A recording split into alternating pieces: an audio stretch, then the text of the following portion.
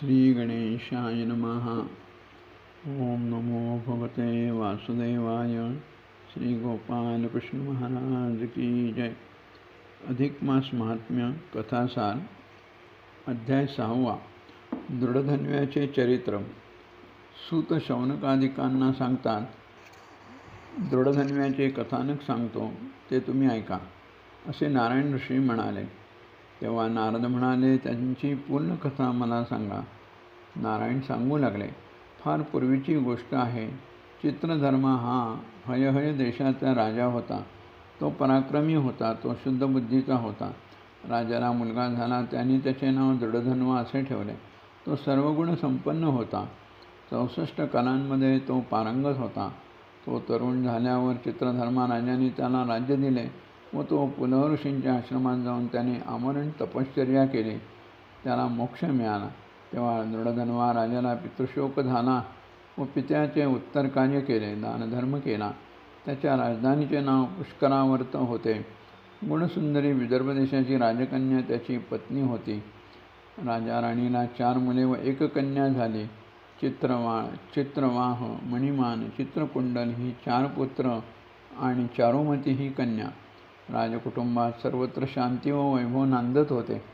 राजा हा क्षमाशील, सागरासारखा गंभीर, ब्रह्मदेवासारखा समबुद्धीचा, पराक्रमी, रामासारखा एकपत्नी व्रत, विष्णूसारखा शत्रुनाशक व शीतल होता. वेद, धनुर्विद्या, सुनीती, औदार्य हे त्याचे गुण लोकांमध्ये प्रशंसापात्र होते. एकदा रात्री राजा झोपला असताना त्याच्या मनात आले की मी या जन्मात काही तप, जप, होम ही सत्कर्मी किंवा दान केली नाही, तरी मला एवढे वैभव कसे प्राप्त झाले, अशा विचारातच त्याची रात्र गेली.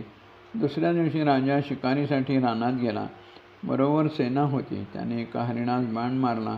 ते हरिण जखमी झाले व दूर पळत गेले. त्याच्या रक्ताचे थेंब पडले होते. तेव्हा राजा एकटाच त्याचा शोध घेत घेत पुढे गेला. वाटेत तो थकला.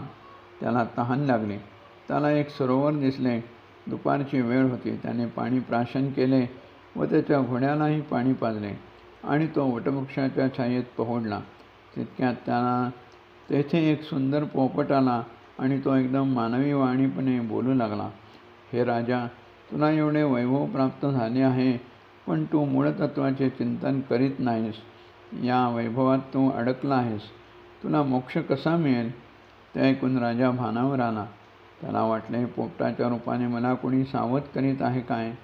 तेवढ्यात तिथे त्याचे सैन्य आले व पोपट उडून गेला. तो राजा राजगृहात आला, पण त्याचे मन कुठेच लागेना. सर्व भोग त्याने टाळले. त्याची पत्नी गुणसुंदरी विविध प्रकारे त्याचे मन वळवू लागली, पण तो फारच उद्विग्न झाला होता. राजाला कशाची चिंता आहे हे कुणाला काहीच कळेना. काही वेळाने तेथे वाल्मिकी ऋषी आले. राजाने त्यांचे स्वागत केले.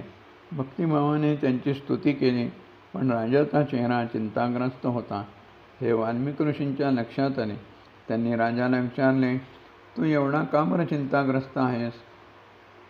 तेव्हा राजाने त्यांना, आपण शिकारीस कसे गेलो, जखमी हरणाच्या मागे धावत असता कसे थकलो, सरोवराचे पाणी पिऊन वटवृक्षाच्या छायेत कसे बसलो, तेथे एक पोपट तेथे कसा आला व काय बोलला, हे सर्व वृत्त वाल्मिकी ऋषींना सांगितले. पोपट म्हणाला, तू एवढे वैभव भोगत आहेस, पण मुख्य तत्वाचे चिंतन का करत नाहीस? तुला मोक्ष कसा मिळेल? हे वाक्य ऐकल्यापासून मी चिंताग्रस्त झालो आहे, असे राजा म्हणाला. ऋषीवर्य, याचे रहस्य आम्हाला सांगाल काय? वाल्मिकीने ध्यान लावून राजाचे पूर्वजन्माचे चरित्र समजून घेतले. वाल्मिकी ऋषी त्याला म्हणाले, तू गेल्या जन्मी द्रविड देशात सुदेव नावाचा ब्राह्मण होतास. गौतमी ही तुझी भार्या होती. तुम्हाला संतान नव्हते, त्यामुळे तू दुःखी होतास. गौतमीने तुझे सांत्वन केले व पुत्रापासून सुख मिळतेच असे नाही, हे सांगून पुत्रामुळे किती पित्यांना दुःख झाले त्याची उदाहरणे दिली व म्हटले, त्यातून तुम्हाला पुत्र हवाच असेल तर श्रीहरीसाठी तपश्चर्या करा. तिचे बोलणे ऐकून तू खरोखरच वनात गेलास आणि तप करू लागला. तुझ्या खडतर तपाने श्रीहरी प्रसन्न झाले व तुझ्या पुढे प्रकट झाले. त्यांची स्तुती करून तू व तुझी पत्नी हात जोडून उभे राहिला. वाल्मिक ऋषींनी दृढधन्वाला एवढे सांगितले. इति श्री अधिक मास समाप्त इति श्री अधिक मास कथासार अध्याय 6 समाप्तम. श्री सद्गुरुरायार्पणमस्तु.